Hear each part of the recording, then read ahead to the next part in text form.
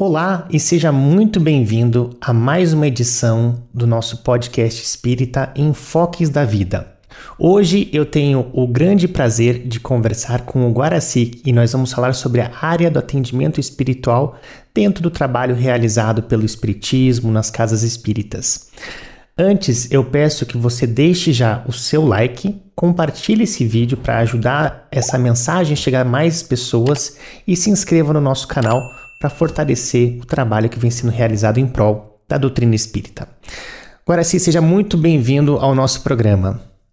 A minha saudação, Paulo, a você e aqueles que nos acompanham no Enfoques da Vida. Vamos conversar sobre doutrina espírita e, mais precisamente, sobre a recepção e acolhimento na casa espírita. É um grande prazer ter você aqui, Guaraci. Obrigado desde já pela sua contribuição. Vamos começar conversando um pouquinho sobre o que é essa área de atendimento espiritual dentro do trabalho realizado numa casa espírita. Então, a área do atendimento espiritual na casa espírita é uma área composta de 6 atividades. Uma delas é que nós vamos conversar mais demoradamente, que é a recepção e o acolhimento. Mas também compõe esta área o atendimento fraterno pelo diálogo, onde a pessoa que solicita esse apoio, esse amparo, é acolhida para poder manifestar o que está incomodando o seu pensamento, o seu coração. É uma atividade onde mais se escuta e faz, posteriormente ou durante, o aconselhamento sempre à luz da doutrina espírita e do Evangelho de Jesus. Então não é o que eu acho, não é meu exemplo, mas é o que a doutrina nos orienta em cada situação apresentada. Muito interessante. Você sabe, a gente estava conversando um pouquinho antes ali sobre esse ser um programa espírita, mas ele também atinge pessoas que não são espíritas, simpatizantes, pessoas que têm um apreço pela doutrina ou uma curiosidade. Vamos começar assim, por enquanto. A pessoa que nunca entrou num centro espírita e tem curiosidade, até o pessoal brinca assim, poxa, será que eu vou lá, vou ver espírito? Vai ver muito espírito, todos encarnados, mas como que é, para quem não conhece, não está familiarizado, o católico vai à missa aos domingos, o evangélico vai ao culto, o espírita, como que é a sua dinâmica semanal aí de contato com a doutrina? Então, todas as casas são estruturadas em atividades durante a semana, né? Algumas com quase a semana toda preenchida com atividades, outras com menos carga horária. Mas todas elas oferecendo, acima de tudo, esse acolhimento, esse consolo, esse amparo, essa possibilidade de estudar e conhecer a doutrina espírita, a possibilidade de assistir uma explanação evangélica ou uma palestra doutrinária, sempre à luz da doutrina espírita. A possibilidade de tomar o passe, que é a bioenergia, combinação de fluidos do aplicador e com a participação intensa dos benfeitores espirituais. A possibilidade de aprender a como fazer o evangelho no lar, uma atividade tão importante para fazer com que a sua casa fique arejada, protegida, relacionado com as companhias espirituais que sabemos estão sempre à nossa volta. Bonito. As pessoas têm essa curiosidade assim de saber como que um trabalho de apometria é uma coisa, mas basicamente a pessoa que nunca entrou numa casa espírita, ela vai chegar no dia que é aberto ao público, vai assistir a uma palestra feita por um expositor Normalmente esse expositor ele é variado. Aqui no CPEC, onde nós estamos gravando, nós temos aí um hall de convidados, pessoas que falam ali, abordam algum tema relacionado ao Evangelho segundo o Espiritismo, o Livro dos Espíritos, ali as obras básicas. E é sempre bom lembrar que nem todo cristão é espírita, mas todo espírita é um cristão, né? Então nós somos cristãos, estamos dentro de uma doutrina cristã que temos como nosso norte, nosso guia, a figura do Cristo, né? Sem dúvida. Então a pessoa que chega à casa espírita, sobretudo pela primeira vez, ela recebe na recepção da casa, um ponto extremamente sensível, um ponto de acolhimento, um ponto de simpatia, de amorosidade, de gentileza. E ali ela vem e coloca qual é a razão da sua vinda à casa espírita. E a partir desta conversa, ela é encaminhada, se não teve contato nenhuma com a doutrina espírita, para um outro momento que nós chamamos de acolhimento, onde será informado quais são as atividades que a casa oferece para ela, ou oferecerá para ela, e quais são os fundamentos básicos da doutrina espírita, para que ela tome conhecimento e comece a desmistificar aquele entendimento, muitas vezes, deturpado que tem do espiritismo ou da doutrina espírita. E aí, a partir desse momento, abre-se um leque de outras possibilidades à pessoa, ou simplesmente o interesse dela de vir conhecer, de vir saber. Então, as razões, as demandas são as mais variadas. É de alguém que está aflito, quer conversar com alguém, quer saber qual é a orientação que a doutrina espírita tem para o seu caso, para a sua condição.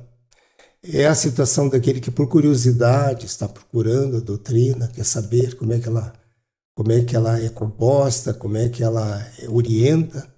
E, em função de cada caso, depois, as devidas encaminhamentos em função desse primeiro acolhimento. Aí a pessoa pode sair dali, dá tempo ainda de tomar o passe, porque normalmente essa atividade do acolhimento está acontecendo enquanto a palestra, enquanto a explanação evangélica está acontecendo. Então coincide com o tempo que ela consegue tomar um passe. Ou, se ela desejar o atendimento fraterno, ela vai para um atendimento fraterno. Interessante, né? Até complementando, essa palestra normalmente dura ali em torno de 30 minutos e depois a pessoa é encaminhada para um passe, quando é a dinâmica comum de uma casa espírita. Então, para desmistificar um pouco para quem não conhece, né? Você vai para uma casa espírita nos dias que estão abertos ao público, você vai assistir a uma palestra de mais ou menos 30 minutos com um tema ligado à doutrina espírita, ao evangelho, e depois da palestra você vai tomar um passe, que nada mais é, você vai entrar num ambiente preparado, vai receber uma fluidificação, uma energia ali dos passistas, e depois você vai para casa. Então, basicamente é essa. Mas esse trabalho de recepção e acolhimento, ele é muito importante, né? Ele é muito importante, porque dependendo desse acolhimento, dessa recepção, é o cartão de visita da casa espírita. Então ali tudo pode acontecer, dependendo de como for feito isso, pode gerar uma certa rejeição, um certo temor, alguma coisa, e também pode haver o acolhimento, o abraço fraterno, amoroso, acolhedor. Então, é por isso que as pessoas, trabalhadores que estão designados para essas atividades, têm que ter perfil de comunicação, de expressão, de empatia, de alegria, né?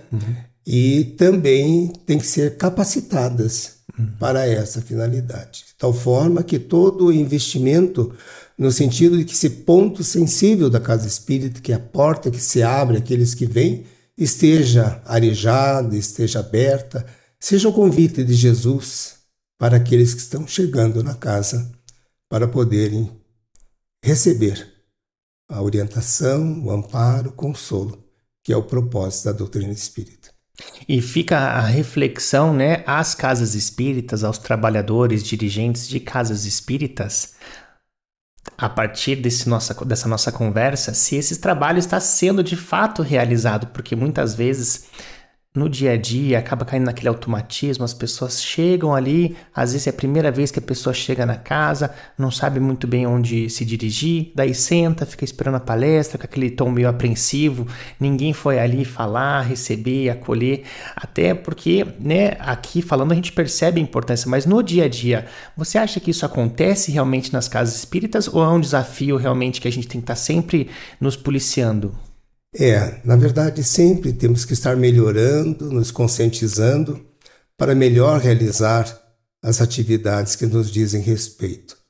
Então, é um trabalho permanente. Então, cabe, por exemplo, a área do atendimento espiritual na casa espírita tem uma coordenação. Essa coordenação vai sondar aqueles que estão mais em condições, que têm um perfil mais favorável para capacitar, para que eles possam estar em atividade, desde que queiram. Né?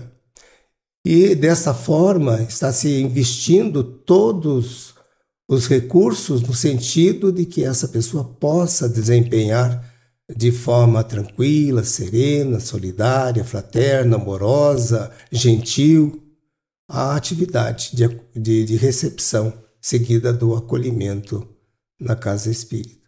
Porque você veja, né, Guaraci? Esse primeiro contato, uma pessoa que nunca esteve numa casa espírita, ali é um portal que se abre, né? Essa pessoa pode tanto se sentir acolhida e a partir dali fazer uma alteração no rumo do seu destino e passar a ser um frequentador da doutrina espírita, ou ele pode, se não for bem feito esse trabalho também, criar uma certa rejeição ou não é aquilo que eu esperava. E então você veja como a primeira impressão ali, esse primeiro contato é tão fundamental, né? Com certeza. Precisa haver um olhar sensível e acessível àqueles que estão chegando.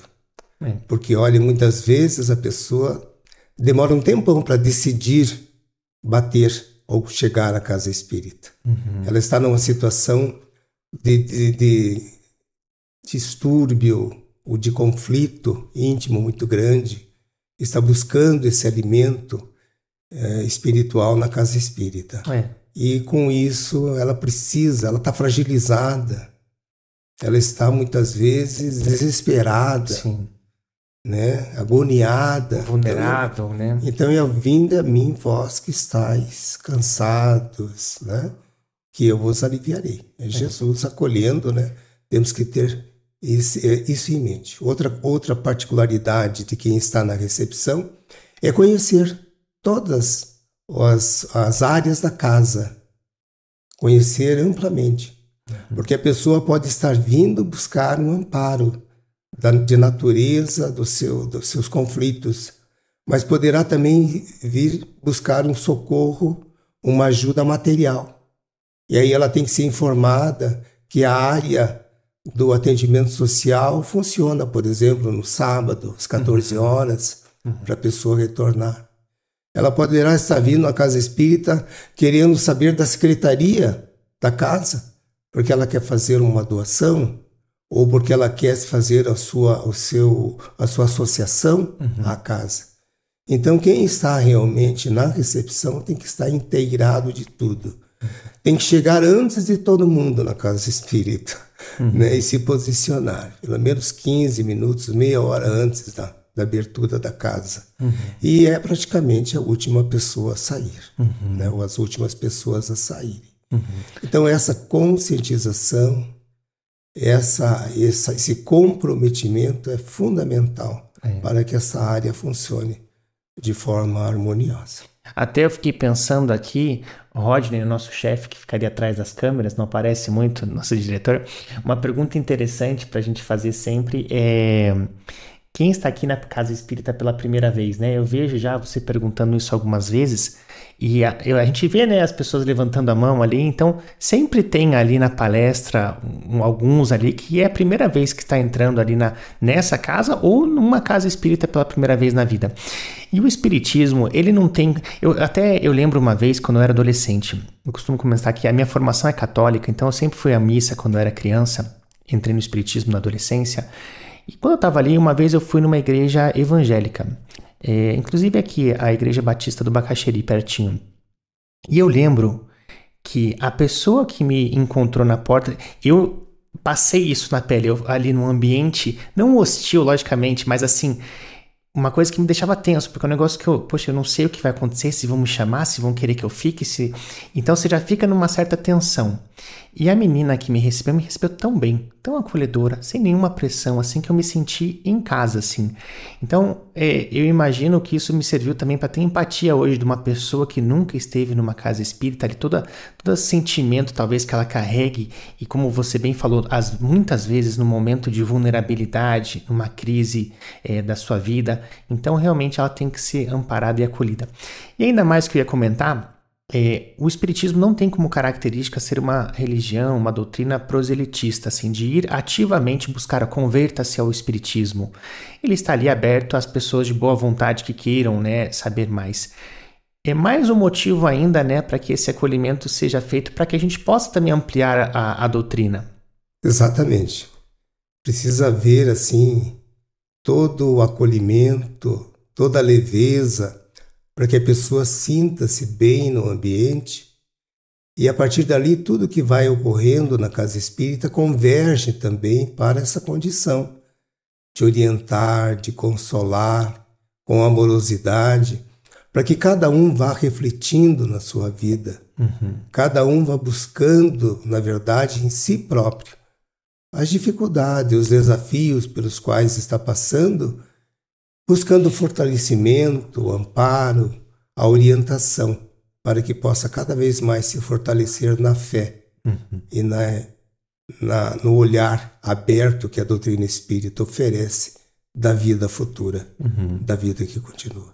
E fazendo uma distinção entre a recepção e o acolhimento. Então a pessoa chega, passa pela recepção, que seria uma espécie de triagem, entre aspas. Se é um conhecedor da doutrina e está no momento de crise buscando atendimento fraterno, ele vai ser encaminhado ao setor do atendimento fraterno. Se é uma pessoa que não conhece a doutrina, ela vai ser encaminhada ali a uma educação básica do que é composta a doutrina para ela entender? Exatamente. Então essa conjugação de recepção e acolhimento, na verdade o nome certinho é recepção e grupo de acolhimento.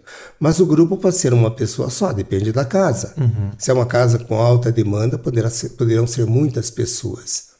Então, essas pessoas que chegam pela primeira vez, não importa o motivo, elas são encaminhadas para esse grupo de acolhimento.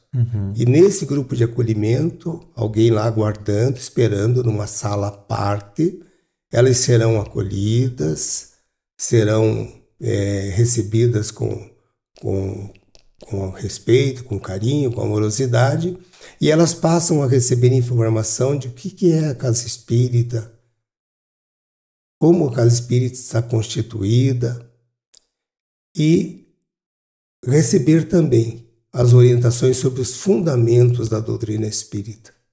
Informações básicas, leves, para que ela que não tinha nenhum entendimento, nenhum conhecimento, comece a palpar alguma coisa que seria de grande valia, de grande importância para ela.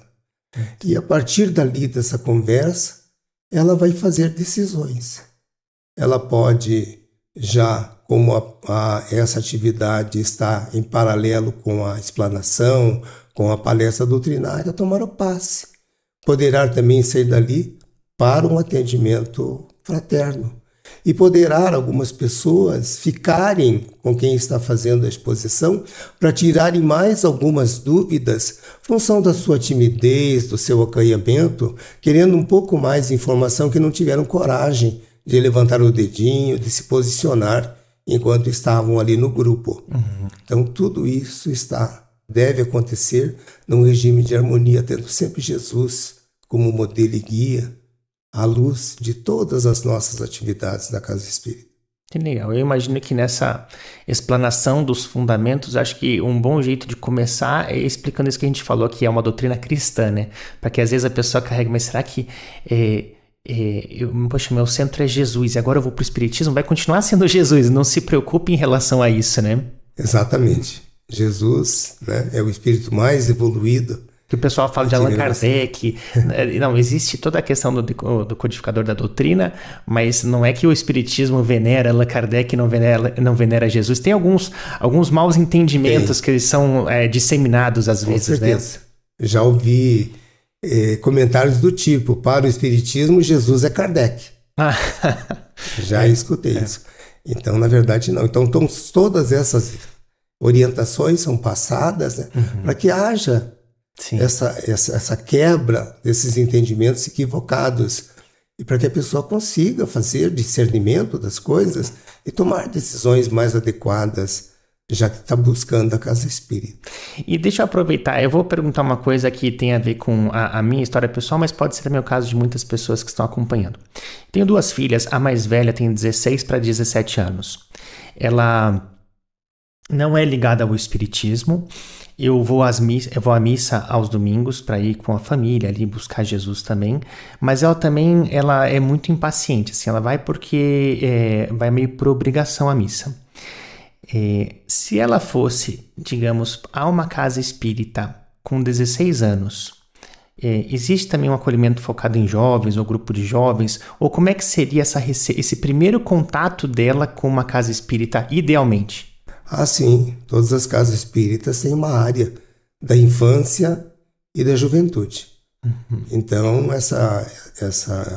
nesses casos que você está citando como exemplo a sua filha, teria espaço ali.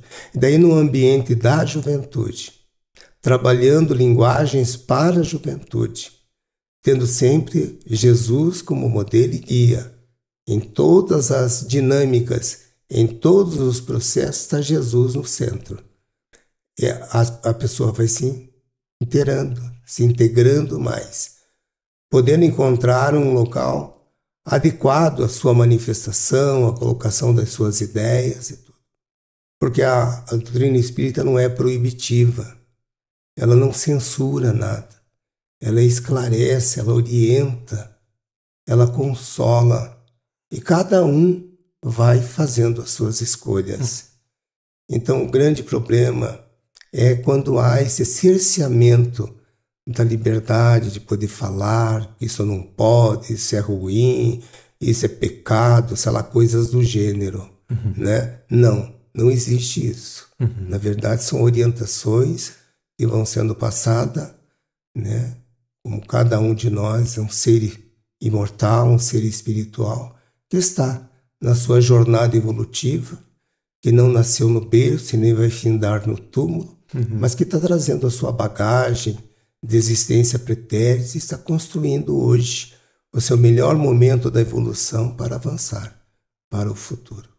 Você tocou numa palavra interessante que é pecado, né? E às vezes as pessoas têm um entendimento meio errôneo. Parece que se a gente pegar o pecado da gula, por exemplo, se você comer demais, Deus vai lá do céu mandar um raio assim para te punir. Quando na verdade o pecado nada mais é do que uma ação que é contrária à lei divina e que vai te trazer consequências negativas naturalmente pela lei de causa e efeito, né?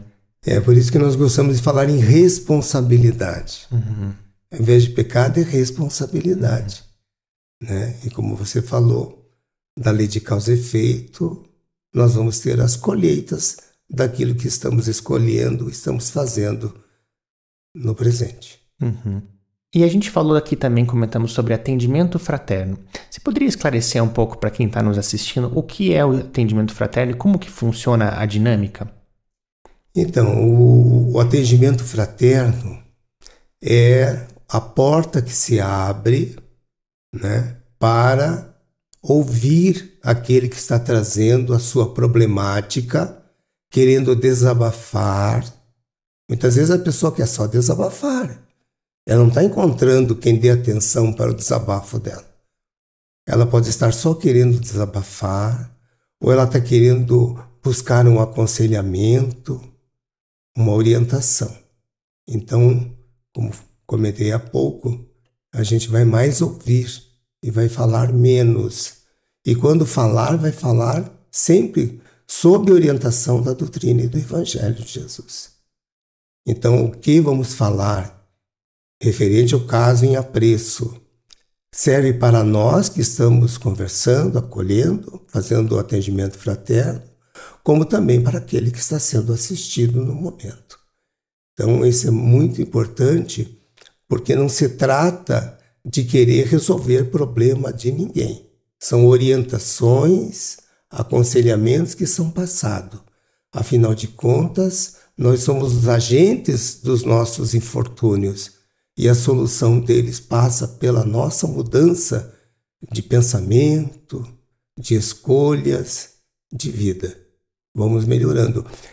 Levamos muito tempo para estarmos, muitas vezes, atravessados perante a lei divina. E é claro que não é num toque de mágica que nós vamos resolver tudo. Não é um virar de página, pura e simplesmente. Mas é uma caminhada que inicia no primeiro passo. Depois virão, pela perseverança, os demais passos. Lembrando sempre da orientação de Jesus quanto à vigilância e à oração. É muito importante estar vigilante com aquilo que está pensando e que depois estará fazendo. E é muito importante estar em oração, em sintonia com Deus, com Jesus, com os bons espíritas, sobretudo com o nosso anjo protetor, nosso anjo de guarda, que está sempre à disposição para nos ajudar. É interessante observar que as pessoas têm uma tendência de querer que os outros resolvam os seus problemas, né? Então eu vou para atendimento fraterno, agora assim, olha, tô com esse problema, o que eu faço? Resolve aí para mim. Ou ainda, eu vou tomar um passe e eu vou me tornar um ser espiritual superior porque eu tomei aquele passe. E na verdade o Espiritismo ensina que nós somos, né, os próprios agentes dos nossos infortúnios, como também somos os responsáveis por reverter as situações nas quais nós nos encontramos. Mas assim, tocando no lado um pouco mais sentimental das pessoas, na lado da emoção, o que fazer agora se quando você está passando por um momento de dificuldade, está orando, mas sente que não tem forças para conseguir colocar em prática as ações que vão fazer com que você reverta essa situação negativa na sua vida? O que fazer nesse momento? Existem períodos de transição em nossa vida que são mais difíceis, que são mais desafiadores. O importante é a fé em Deus. Não cai uma folha de uma árvore que não seja da permissão do Pai. E se nós estamos colhendo agruras, dificuldades, é porque nós também fomos os agentes desses infortúnios. Então temos que compreender e temos que nos resignar. Trabalhar, perseverar. A solução de problemas requer ação, requer movimento. Não adianta eu ficar esperando o tempo passar para que as coisas se arrumem. Eu tenho que ir atrás da solução delas, através do estudo, através da compreensão, através do despertar, a fim de que eu possa ir aos poucos fazendo as mudanças necessárias que irão me conduzir a dias melhores. Que bonito, viu? Eu li uma frase esses tempos assim, falando sobre a questão da fé que você mencionou, que realmente todos nós, né, até Divaldo Franco, Chico Xavier, todos nós vamos passar eventualmente por momentos de fraqueza. Fraquejamos porque somos humanos e sentimos às vezes desesperançosos, sem força, sem energia. E a frase que eu vi esses tempos é assim: se não puder correr, ande. Se não puder andar, rasteje, mas siga em frente com fé em Deus. Qual que é a sua visão sobre isso? E já peço também, para a gente estar no nosso tempo esgotando, para você deixar uma mensagem de incentivo para quem nos assiste. Então, é assim mesmo, cada um no seu movimento. O que a gente dá conta de fazer? Não adianta idealizar um passo alto se eu consigo apenas movimentar aos poucos os pés. Que eu tenha consciência de perceber qual é a minha capacidade de movimentar. E aí nós recorremos ao exercício da virtude chamada humildade, que é conhecer qual é a minha condição. E também de trabalhar em mim o auto-perdão, o auto-amor, para que eu consiga ir me fortalecendo. Para Deus, todo problema tem solução. E todo erro, igualmente, também tem acerto com o passar do tempo. Que bonito. Fique à vontade, por favor, para deixar Quero agradecer, então, por esse momento de estar aqui nesse bate-papo, nessa conversa tão acolhedora, podendo trazer algumas considerações a respeito de nossa veneranda doutrina espírita e do Evangelho de Jesus. Está sempre dizendo: vinde a mim, todos vós que estão cansados, que estão aflitos, e eu vos aliviarei. Obrigado por esse momento. Guaraci, agradeço muito a sua presença, com certeza nos enriqueceu muito a sua participação, e a você que nos acompanhou, espero que você tenha gostado. As casas espíritas, dirigentes, que sirva como um puxãozinho de orelha, às vezes talvez até, de como esse trabalho de recepção e acolhimento está sendo implementado na sua casa, porque nós vimos aqui a importância fundamental desse trabalho dentro das casas espíritas. Então, deixo aqui o meu agradecimento pela sua audiência. Peço novamente, deixe o seu like, compartilhe esse vídeo para as casas espíritas, para as pessoas. Se inscreve no nosso canal para buscar fortalecer esse trabalho que vem sendo desenvolvido de comunicação para a conscientização da doutrina espírita de Jesus. E agradeço mais uma vez a você que nos acompanha sempre. Eu sou Paulo Machado e até uma próxima edição do nosso programa Enfoques da Vida.